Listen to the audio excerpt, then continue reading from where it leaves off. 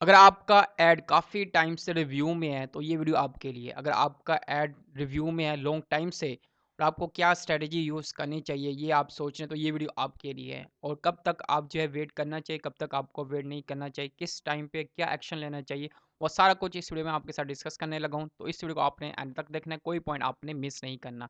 अगर आप इस चैनल पे न्यू है, इस चैनल को आपने सब्सक्राइब कर देना और इस वीडियो को आपने लाज़मी लाइक कर देना।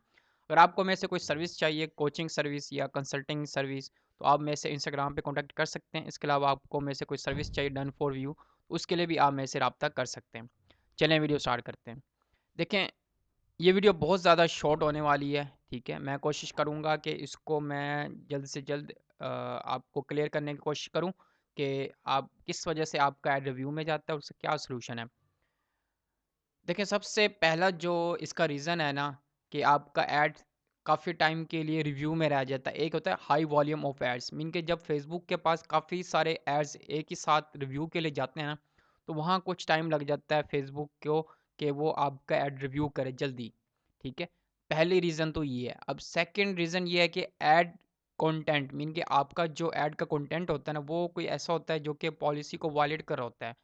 तो फेसबुक को जब लगता है कि आपका कोई कंटेंट इस तरह से है जो, तो वो उस पे फिर थोड़ा-सा टाइम लगाता है कि वो रिव्यू करने में। तो इस वजह से भी आपका जो ऐड है वो रिव्यू में रह जाता है लॉन्ग टाइम के लिए। थर्ड ये है कि टेक्निकल इश्यू हो सकता है।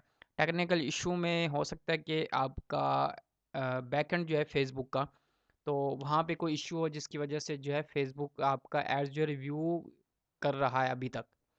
लॉन्ग टाइम के लिए रिव्यू में रहने का सबसे बड़ा रीज़न हो सकता है कि टेक्निकल इशू भी हो, ठीक है? टेक्निकल इशू मीन कि बैकएंड से कोई इशू हो जाता है या फेसबुक क्योंकि पूरा एक सॉफ्टवेयर है, एक वेबसाइट है, कोडिंग है, तो इसमें कोई भी एरर आ सकता है, कोई भी मतलब टेक्निकल इशू हो सकता है।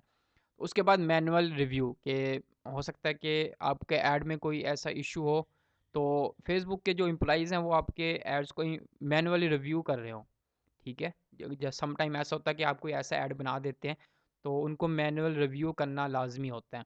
तो जो फ़िफ्थ है वो ये है कि ग्लिच भी हो सकता है, मीन के सम टाइम फेसबुक में ऐसे एरर भी आ जाते हैं, ग्लिच जिसको कहा जाता है, या कोई ऐसा सिस्टमैटिक एरर भी आ जाता है जिसकी वजह से जो है आपका एड्स काफ़ी टाइम के लिए रिव्यू में रह जाता है। तो ये 5 रीज़न जिसकी वजह से जो है आपका ऐड रिव्यू में रह जाता है।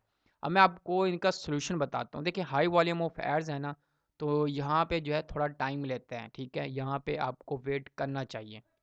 अगर आपका ऐड कंटेंट ऐसा है, ठीक है?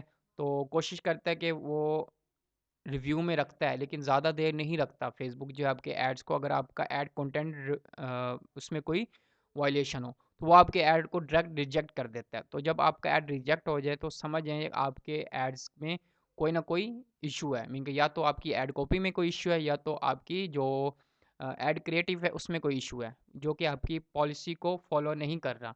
तो इस वजह से यहाँ पे तो आपको ऐड रिजेक्ट मिल जाता है, यहाँ पे आपको दोबारा से क्रिएट कर सकते हैं। उसके बाद है टेक्निकल इशू। टेक्निकल इशू में जो सम टाइम ऐसा हो जाता है कि मैनुअल इशू हो जाता है, जो कोडिंग इशू हो सकता है या ग्लिच हो सकता है, कुछ भी हो सकता है। तो इसके लिए आपको वेट करना चाहिए, ठीक है? इसमें आपको वेट करने के अलावा कोई और तरीका नहीं है कि अगर आप चाहते हैं कि आपका ऐड जो है अप्रूव हो, तो आपको वेट करना चाहिए। अगर वेट करने के बाद भी कोई मसला हो जाता है, तो फिर आप जो है उनसे डायरेक्ट बात कर सकते हैं फेसबुक हेल्प सेंटर से। तो ये इसका बड़ा सबसे बड़ा सॉल्यूशन ये है कि फेसबुक हेल्प सेंटर से आप बात करें। उसके बाद आता है मैनुअल रिव्यू। मैनुअल रिव्यू होता है कि जब आपका ऐड जो है सम टाइम ऐसा होता है कि सॉफ्टवेयर उसको जो है अप्रूव कर रहा होता है, लेकिन उसमें कोई ना कोई ऐसा इशू लाज़मी होता है जिसकी वजह से जो है वो मसला कर रहा होता है। तो उसमें रेशियो डिसाइड होती है कि उसमें इतना परसेंट जो है वो एआई उसको अप्रूव कर रहा है, इतना परसेंट नहीं कर रहा। तो उसकी बेस जो है फिर फेसबुक के जो एम्प्लॉइज़ होते हैं ना, वो आपका मैनुअल रिव्यू करते हैं कि आपका ऐड जो है हो सकता है कि आर्टिफिशियल इंटेलिजेंसी जो है उसको कुछ मसला दिख रहा हो, लेकिन मसला हो ना आपके ऐड में, ना आपके क्रिएटिव में, ना ही आपके ऐड कॉपी में। तो इस वजह से जो है मैनुअल रिव्यू किया जाता है। तो इस पे थोड़ा-सा टाइम लग सकता है। ग्लिच होता है सॉफ्टवेयर का, ठीक है? उसमें ग्लिच होता है कि आपको जो हो सकता है कि आपको शो हो रहा हो कि आपका ऐड जो रिव्यू में है, लेकिन वो ऐड रिव्यू में ना हो, इंप्रेशन उस पे आ रहे हो, लेकिन आपके जो एनालिटिक्स है वो स्टैटिक हो। यानी इस तरह के भी आ जाते हैं, इश्यू आ जाते हैं, सिस्टमैटिक एरर आ जाता है कि आपको शो हो रहा होता है कि आपका ऐड जो रिव्यू में है, लेकिन वो आपका ऐड रिव्यू में नहीं होता, लेकिन वो इंप्रेशन उसके आ रहे होते हैं और उस पे जो रीच भी आ रहे होते हैं। लेकिन जब वो एरर ख़त्म होता है ना, एकदम से आपका जो ऐड के इंप्रेशन है ना, वो आपको दिखना शुरू हो जाते हैं और आप परेशान हो जाते हैं कि अभी तो 0 इंप्रेशन थे और एकदम इस पे 10,000 इंप्रेशन आ गए हैं 1 ही घंटे में। तो वो ग्लिच होता है, जिसकी वज़ह से जो है आपको शो हो रहा है कि आपका जो डाटा है वो स्टैटिक है।